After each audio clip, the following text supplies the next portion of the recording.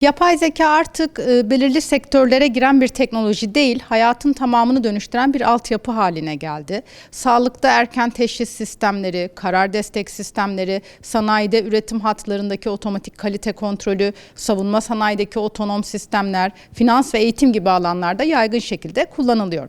Ama burada kritik olan şu, yapay zeka sadece işleri hızlandırmıyor, aynı zamanda süreçleri yeniden tasarlıyor. Yani biz artık teknolojiyi kullanmıyoruz, teknolojiyle birlikte düşünmeye başlıyoruz. Olumlu taraf olarak yapay zeka insanlık tarihindeki en büyük verimlilik sıçramalarından birini yaratıyor. Karar alma süreçleri hızlanıyor, hata oranı azalıyor ve daha önce mümkün olmayan analizler mümkün hale geliyor. Ancak bunun bir de karanlık tarafı var. Veri güvenliği, mahremiyet, algoritmik önyargılar ve teknolojiye bağımlılık gibi riskler ortaya çıkıyor.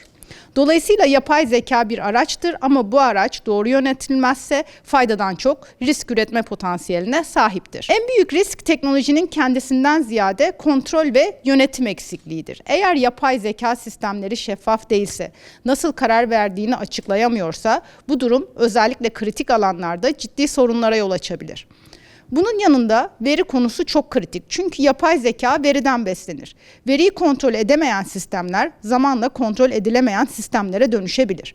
Bu yüzden asıl mesele teknoloji üretmek değil, onu etik ve sürdürülebilir bir şekilde yönetebilmektir. Yapay zeka ile ilgili en büyük yanlış algı işlerin ortadan kalkacağıdır. Aslında yapay zeka işleri yok etmez, işleri dönüştürür. Rutin ve tekrarlı görevler azalırken analitik düşünme, problem çözme ve yaratıcılık gibi insan odaklı beceriler ön plana çıkar.